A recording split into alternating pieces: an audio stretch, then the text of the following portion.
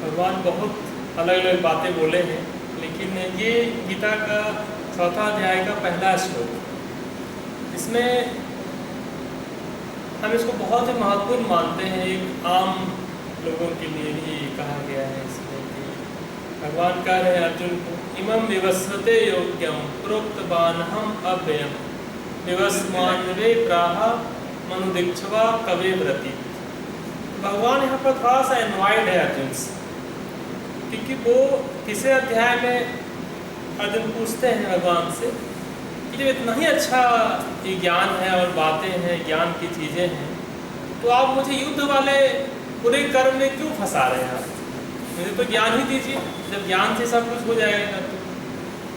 तो चौथे दिन भगवान ये पहला श्लोक बोले हैं कि देखो, हम जो तुमको बात बता रहे हैं ये लॉजिक नहीं तुमको दे रहे हैं कि तुम युद्ध ही करो, युद्ध तुम्हारे लिए बहुत अच्छा होगा, ये लॉजिक नहीं समझा रहे हैं, तुम्हें हम ज्ञान दे रहे हैं।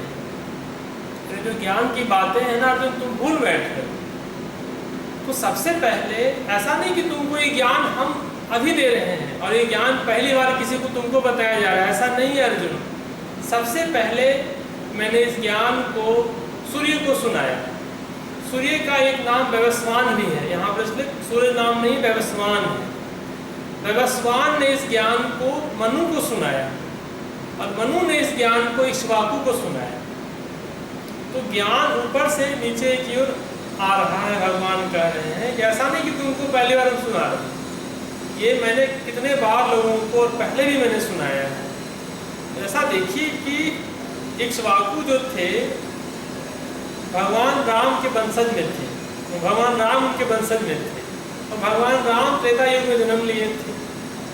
तो इसका मतलब है कि जो ज्ञान जो है पता नहीं कितने साल पुराना है, कितने सदियों पुराना है। ऐसा नहीं है कि 5000 वर्ष पहले भगवान ने ये ज्ञान दिया तो 5000 ईयर्स पुराना इसको हम बोले। इस श्लोक से कहा जा रहा है कि सदियों पुराना है, त्रेता युग से भी पहले का ये बात है। तो भगवान करें कि भाई ये लॉजिक नहीं है, ये ज्ञान है, इसको समझो। और ये ज्ञान जो भगवान बता रहे हैं सारे के सारे गृहस्थ आश्रम में थे। सूरज के भी पुत्र हैं, मनु जी के भी पुत्र हैं, इक्ष्वाकु के भी राजा थे, उसके भी पुत्र हुए थे। मतलब गृहस्थ आश्रम में जो रह रहे लोगों को ये ज्ञान दिया गया कि तुम लोग गृहस्थ आश्रम में रह के भी तुम अपने जीवन को बहुत अच्छा बहुत ऊंचाइयों पर जा सकते हो। तो इसलिए ज्ञान है, ये लॉजिक नहीं है अर्जुन। इस ज्ञान को हम लोग लेकर के भी बहुत अच्छा कर सकते हैं। और अपने जीवन में देखेंगे कि जितने भी लोग गीता के ज्ञान को अपने जीवन में अपनाए वो अपने अपने फील्ड के ऊंचाइयों पर पहुँचे। अभी जो फिल्म आया हुआ है ओपेनहेगर का, वो भी गीता ही लिए हुए रहते थे अपने हाथों में, तो उन्होंने एटम बम बना लिया उससे चीज़ों। तो जितने भी लोगों को हम अपने जीवन में पाए कि जो गीता को अपनाए, गीता को किए, वो बहुत ऊंचाइयों पर पहुंच गए।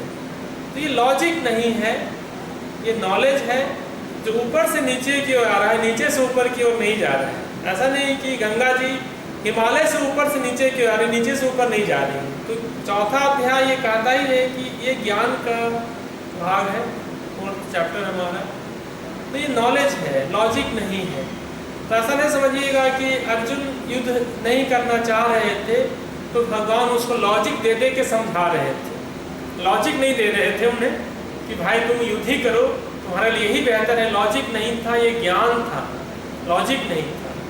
और ज्ञान ऊपर से नीचे की ओर नहीं, ऊपर से नीचे की ओर आ रहा है और हमें उसी तरह से लेना चाहिए, तो जीवन को और बहुत अच्छा से कर सकते हैं। तो चौथा अध्याय यही कहता है कि ज्ञान गीता कर लो और इसे तुम आगे जीवन में बढ़ाओ, ये हमारे बहुत काम आएगा। और उनके लिए ही है जो गृहस्थ आश्रम में, क्योंकि ये ज्ञान सबसे पहले भगवान ने किसको दिया?